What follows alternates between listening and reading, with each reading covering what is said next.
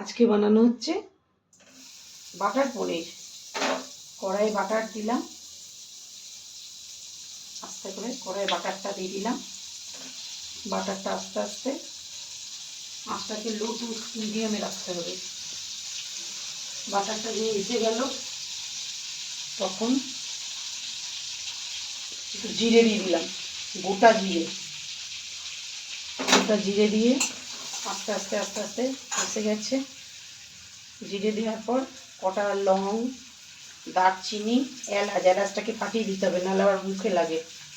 তেজপাতা দিতে হবে। এটা একটু নাড়ানাড়ি করতে হবে। এটা একটু নাড়ানাড়ি করতে হবে। একটু হোক, একটু ভালো গন্ধ আসবে, বেশিক্ষণ লাগবে না, একটু আসবে। তখন টমেটো পিউরিটা দিয়ে দিতে হবে। টমেটো পিউরিটা দিয়ে ওতে একটু আদা বাটা, অল্প একটু আদা বাটা, একটু লঙ্কা বাটা দিয়ে দিতে হবে। আদা লঙ্কা বাটা দিয়ে দিতে হবে। দিয়ে ওটাকে যতক্ষণ না গন্ধটা যায় ততক্ষণ একটু ইয়ে করতে হবে। আদা বাটা যতক্ষণ আদার কাঁচা, টমেটো আর আদার কাঁচা গন্ধটা যায় ততক্ষণ একটু নেড়ে যেতে হবে।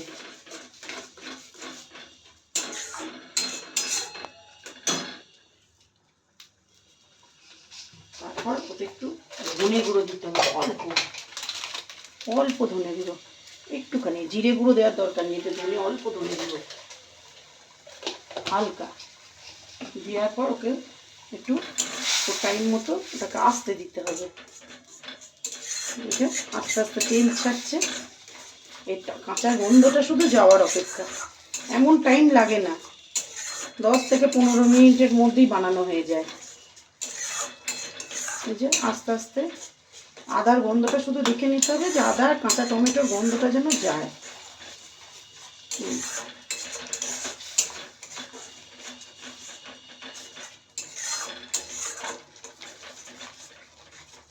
এরপর আমি একটা মিক্সির বলে একটু কাজু বাদাম, একটু কিশমিশ আর একটু মগজ ওটাকে বেটে রেখে দিয়েছি।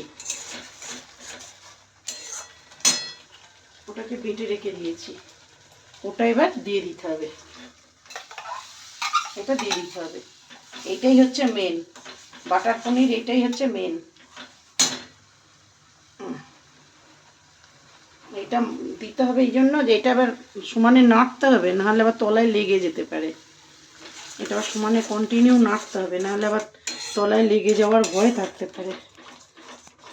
এই যে সমানে কন্টিনিউ নাড়তে হবে, নাহলে তলায় লেগে যাবে।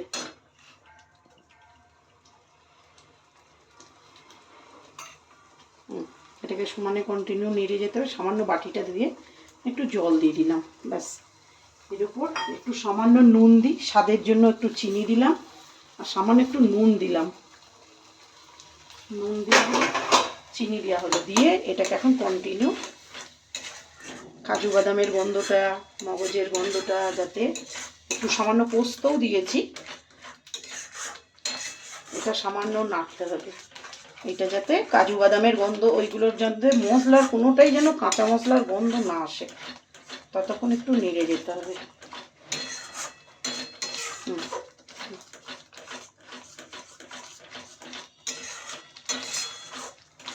আস্তে আস্তে আস্তে আস্তে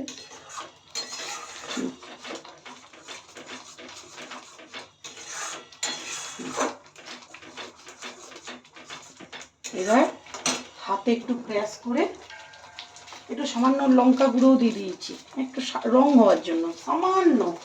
এটা দিতেও পারো, না দিতেও পারো, এটা অপশনাল।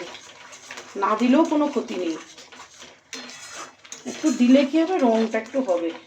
এতে তো হলুদ পড়বে না, কারণ এটা হয় সাদা সাদা টাইপের।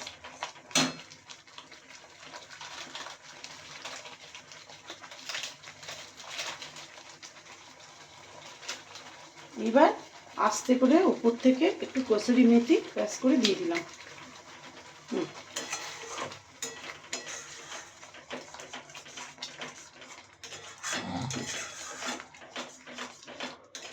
যতটা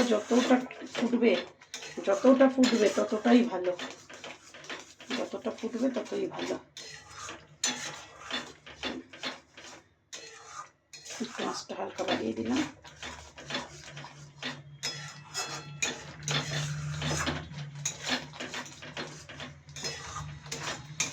এবার গন্ধটা চলে যাবে আস্তে আস্তে, কাঁচা গন্ধটা।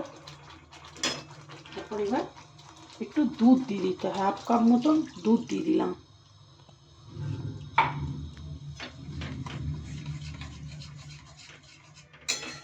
এটা দুধটা আস্তে আস্তে দুধটা একবার একটুখানি হালকা ফুটবে, হালকা, তখন পনিরগুলো ঢেলে দিতে হবে। হালকা দুধটা যখন আসবে 1/2 কাপ মতন দুধ দিয়ে দিলাম।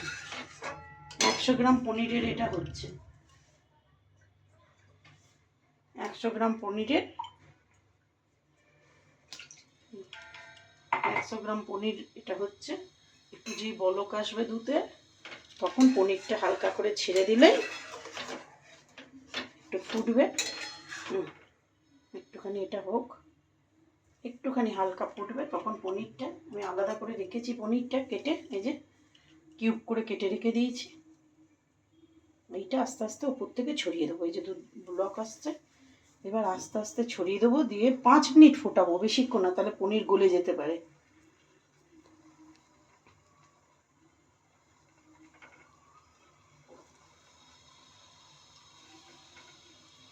হালকা এই যে পনিরগুলো দিয়ে দিলাম, ব্যাস। এটা হালকা হাতে এবার হালকা ফুটবে, 15 মিনিট ফুটবে, ব্যাস। আর বেশিক্ষণ কিছু করতে হবে না, হয়ে গেছে। বেশি নাড়াও যাবে না, এবার 5 মিনিট মতো এটা একটু ঢাকা দিয়ে দিতে হবে। এটা একটুখানি ঢাকা দিতে হবে, হালকা হাতে ঢাকা দিলাম। দেখবো খুলে,